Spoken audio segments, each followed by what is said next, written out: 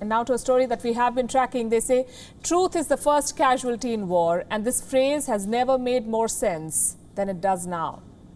In the ongoing Israel-Palestine conflict, the gap between truth and falsehoods is growing wider by the day. And a lot of credit for this goes to social media, where misinformation is flourishing. Fake videos and images are going viral, and tonight we'll call out these falsehoods and tell you how they are fueling the conflict. Let's begin with a video. This video that you see. It shows a truck-based missile launcher moving down a civilian area. This video was first shared by a US-based pro-Israeli account. It has since been shared repeatedly with the claim that this is from Gaza and that Hamas is using humans as a shield against Israel. This video is fake.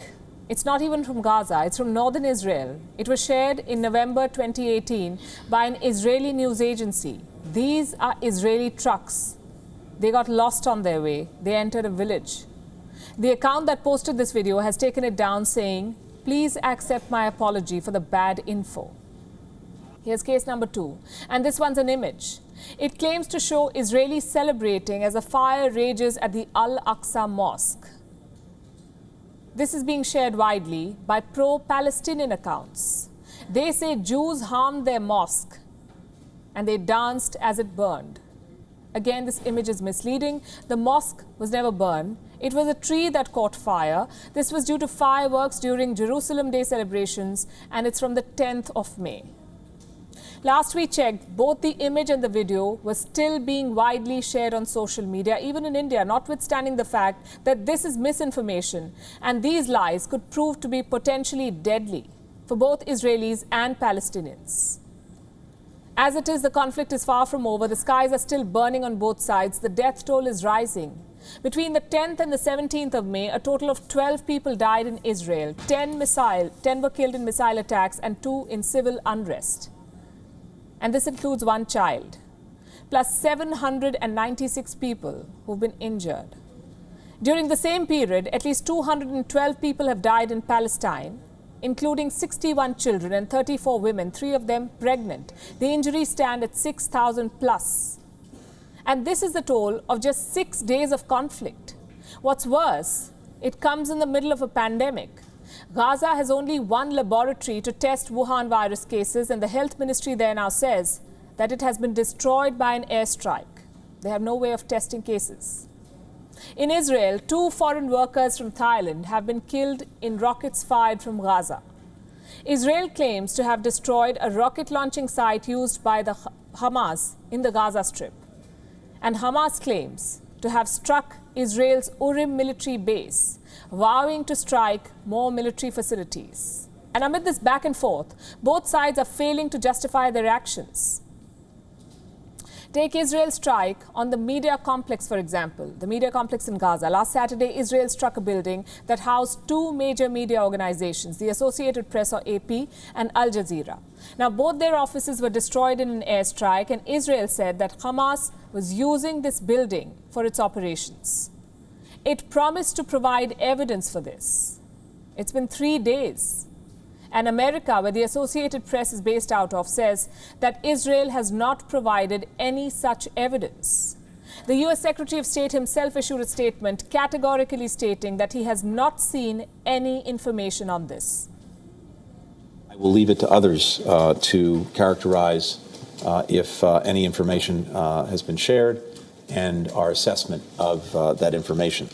The broader point, though, remains, and this is really critical. Israel has a special responsibility to protect civilians in the course of its self-defense, and that most certainly includes journalists.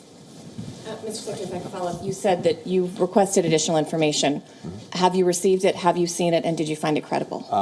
I've not seen any information provided, and again, to the extent that it is based on intelligence, that would have been shared with other colleagues, and I'll leave that to them to assess.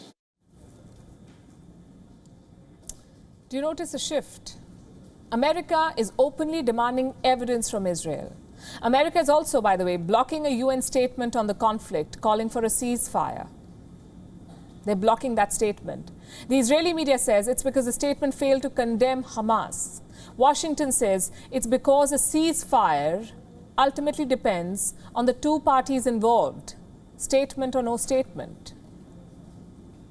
We might never really know what the truth is. In the meantime, reports say that the ongoing clashes have led to a rise in anti-Semitism. The UK's Community Security Trust, a charity which looks after the safety of Jews in England, has said that there has been a 5-fold increase in reports of anti-Semitic incidents in recent days.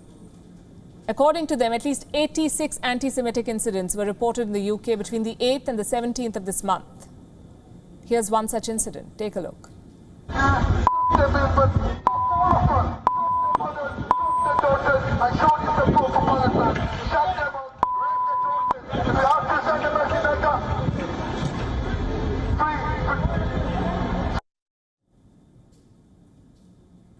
Here's another one. A Pakistan-based freelance writer working for the CNN put out this tweet on Sunday. The world today needs a Hitler, a brazen display of hatred towards Jews. Last we checked, the company in question had cut all ties with this person. Meanwhile, the international leadership remains divided on what to do with this region. The starkest division is being seen in the Arab world. It's an embarrassing time for all of them. Many Arab nations, remember, are walking a diplomatic tightrope, especially countries like Morocco, the Sudan and Bahrain. They'd recently normalized ties with Israel and now they have condemned the clashes. But they've said very little about the situation in Gaza. Then we have countries like Turkey, Pakistan, Indonesia, the Maldives and Iran. They have vociferously accused Israel of terrorizing Palestinians. But is anybody working on a solution? Well, some of them are. Like Egypt and France, the president of Egypt, Abdel Fattah al-Sisi, along with the president of France, Emmanuel Macron, discussed mediating a ceasefire between Israel and Palestine. Reports say both countries also intend to seek the support of Jordan. Listen to this. Et donc elle s'inscrit pour moi dans un processus. For me, it is part of the process of achieving a ceasefire as quickly as possible, which is obviously what we want, and the construction of a possible path for discussions between the various parties involved. In this respect, we have decided to have a discussion in the next few days with President Sisi and the King of Jordan to try to see together how we can make concrete proposals on this path.